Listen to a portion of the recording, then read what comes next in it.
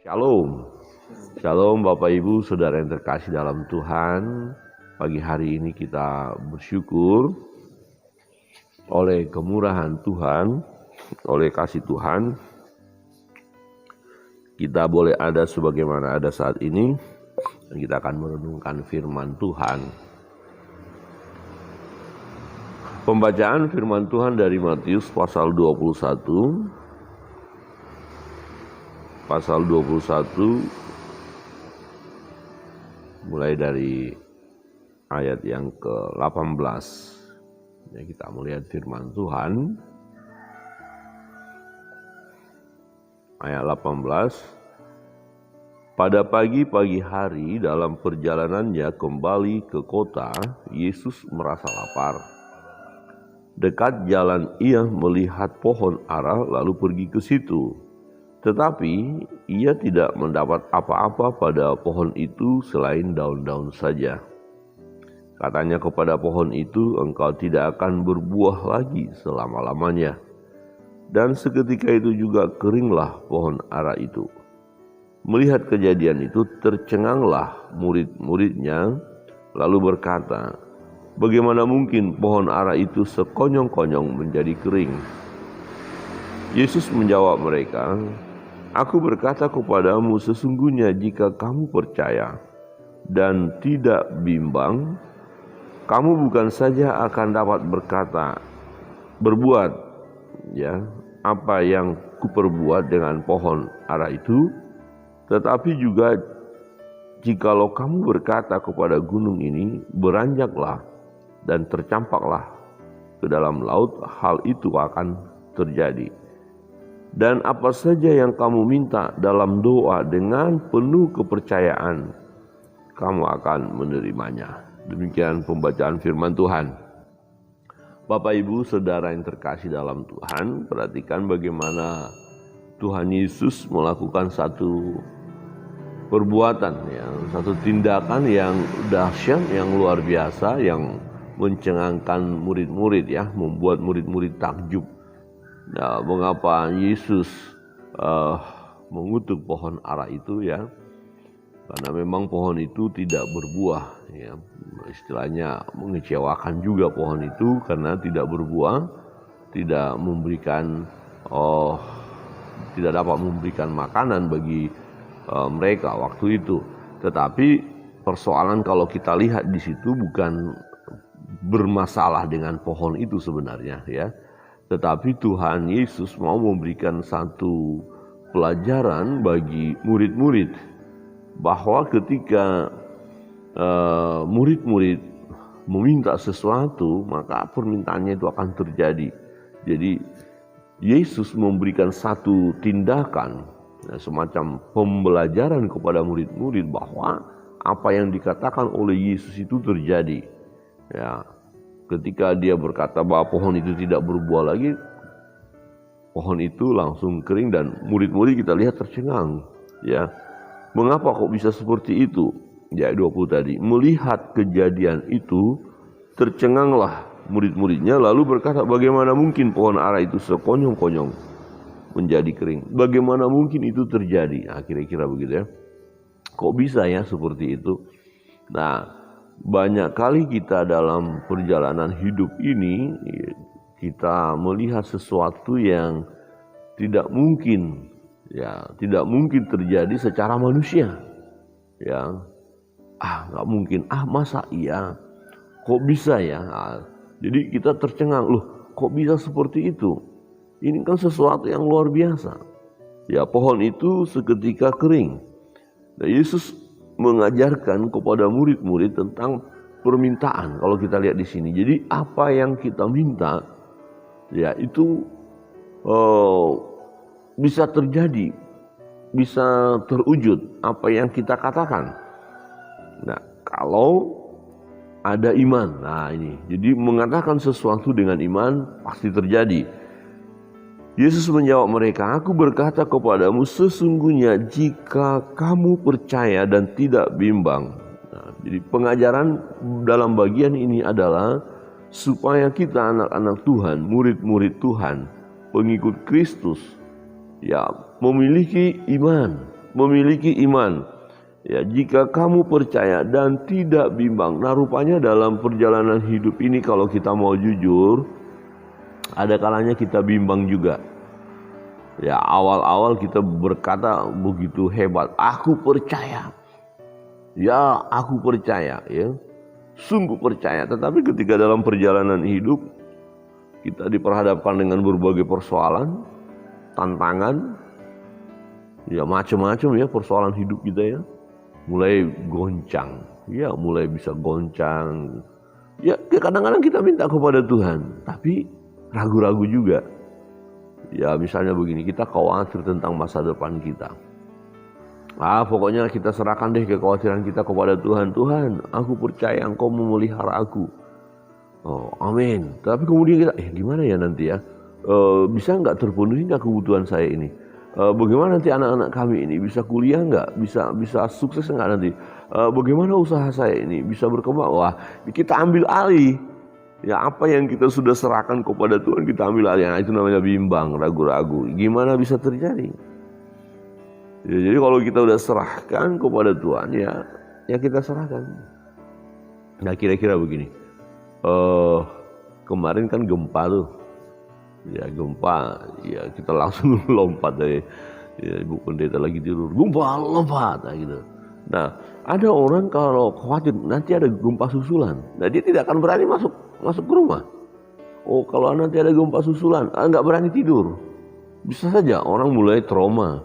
Tapi kan kemudian kita berdoa, Tuhan, aku serahkan hidupku kepadamu, pelihara aku Tuhan. Aku yakin dan percaya bahwa Tuhan mau melihara aku. Amin. Kemudian mau tidur, aduh jangan-jangan gempa lagi, bangun lagi. Aduh jangan-jangan gempa lagi. Ini nggak percaya. Jadi kalau percaya itu kayak gini, Tuhan aku serahkan hidupku kepadamu. Aku mau istirahat, aku mau tidur, langsung tidur pula sudah. Itu. Apapun yang terjadi ya terjadilah. Jadi nggak dipikirin, aduh nanti terjadi gempa gimana? Aduh. Nah ini namanya nggak percaya. Ada orang yang trauma ya, akhirnya ya ketakutan terus.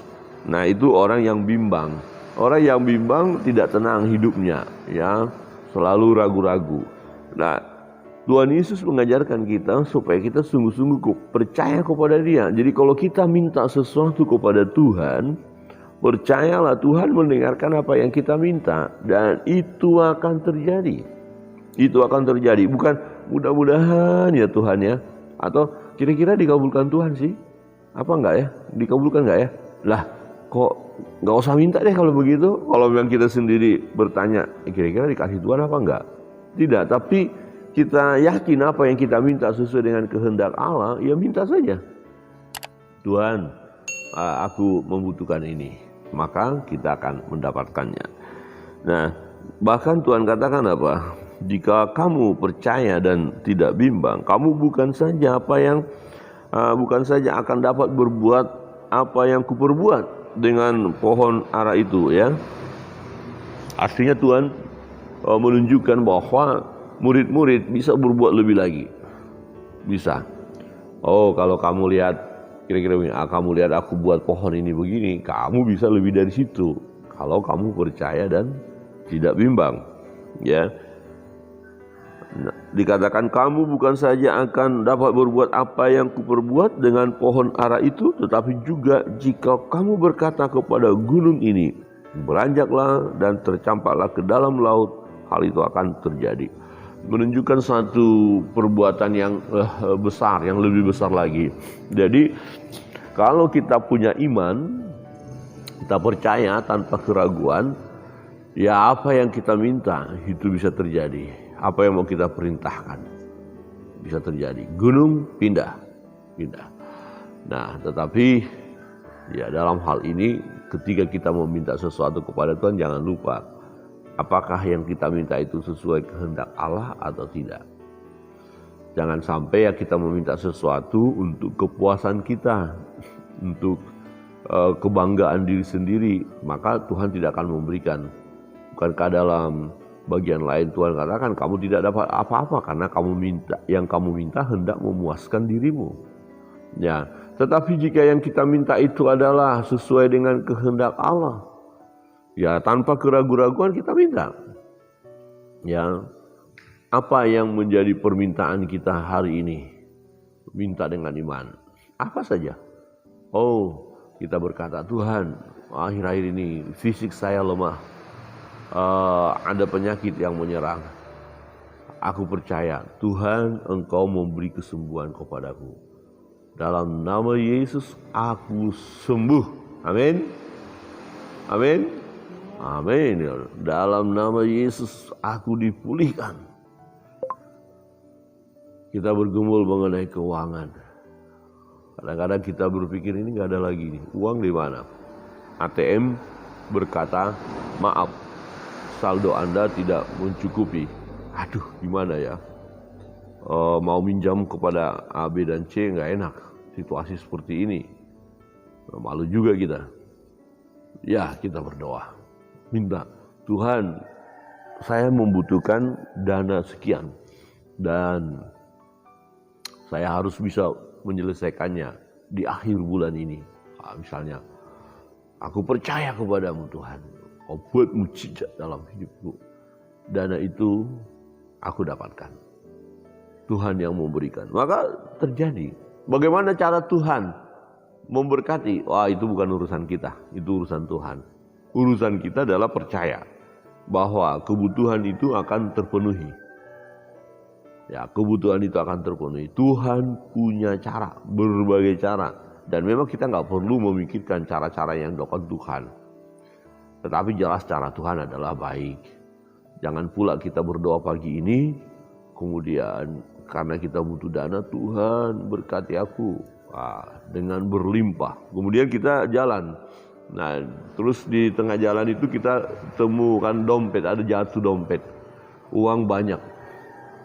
Uang banyak dan lengkap semua, KTP-nya ada semua. Oh, kemudian kita, oh haleluya, Tuhan jawab doa tadi pagi ini.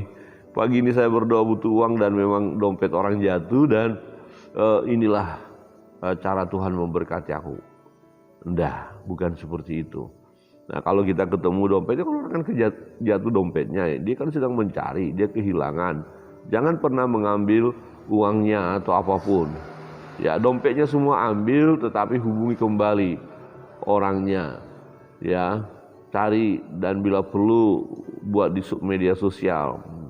Yang kehilangan dompet, yang kehilangan ini ada kartu ATM, KTP segala macam dalam. Bisa menghubungi nomor ini. Jadi bisa kita kembalikan, harus kita kembalikan. Jadi cara Tuhan itu adalah baik, ya, bersih, tidak menggunakan cara-cara yang lain. Oh, karena kita ingin diberkati berlimpah-limpah, kemudian kita mulai korupsi. Oh, enggak boleh. Oh, mulai kita bisnis ilegal. Oh, enggak boleh. Ya, itu bukan cara Tuhan.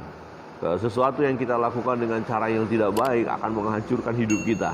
Tetapi kalau Tuhan yang memberkati kita, kita dapat nikmati berkat-berkat itu dengan penuh sukacita. Bapak Ibu Saudara yang terkasih dalam Tuhan, lakukan sesuatu yang luar biasa. Kita bisa lakukan, kita bisa bertindak, asal kita memiliki iman. Jadi meminta sesuatu tanpa keraguan. Di ayat 22 dikatakan, dan apa saja, ya perhatikan, apa saja. Apa yang mau kita minta? Apa saja. Ya, apa-apa yang menjadi pergumulan kita, apa yang mau kita butuhkan. Nah, kalau kemarin kita membahas firman Tuhan, pasal sebelumnya, bahwa ada orang yang datang kepada Tuhan karena mereka buta, dan ketika Tuhan Yesus bertanya, apa yang aku mau perbuat bagimu, dan mereka bilang, supaya kami dapat melihat. Karena memang kebutuhan mereka adalah ingin melihat. Ya, jadi dan Tuhan bilang, ya terjadilah seperti yang kau imani, melihatlah. Nah, apa yang kita minta, ya dalam doa dengan penuh kepercayaan, kamu akan menerimanya. Ya, kamu akan menerimanya. Jadi dalam hidup ini dibutuhkan iman, percaya kepada Tuhan, dan ketika kita meminta sesuatu, apapun itu, Tuhan akan mengabulkan. Hanya dibutuhkan waktu ya. Jadi kita taat juga kepada waktunya Tuhan, bukan waktunya kita. Maunya kita sekarang Tuhan. Tapi kan waktunya kan Tuhan punya, ada rencana Tuhan. Mengapa kok tertunda ya jawabannya seperti begitu ya. Tetapi bukan berarti Tuhan menunda-nunda, enggak. Tetapi waktu yang tepat. Misalnya hari ini Tuhan izinkan kita mengalami kelemahan tubuh. Kita minta Tuhan beri aku kesembuhan, beri aku mujizat. Tuhan akan kasih kesembuhan. Tapi mungkin tidak hari ini. Besok baru sembuh. Nah hari ini kita harus mengalami rasa sakit itu dulu. Ini ada maksud Tuhan. Ya mengapa hal itu terjadi. Jadi kita datang kepada Tuhan tetap percaya bahwa Tuhan akan mengabulkan doa dan permohonan kita karena kita berdoa dengan penuh keyakinan, percaya tanpa keraguan. Kiranya Tuhan Yesus memberkati kita sekalian. Jangan pernah kita meragukan pertolongan Tuhan dalam hidup kita. Jangan pernah kita meragukan bahwa Tuhan apakah Dia bisa mengabulkan doa-doa saya. Jangan pernah meragukan hal itu. Tetapi kita pastikan bahwa aku percaya Tuhan mengabulkan doa dan permohonanku karena aku berdoa, aku minta dengan iman tanpa keraguan, percaya. Maka jadilah sesuai dengan iman kita. Tuhan Yesus berkati kita akan masuk dalam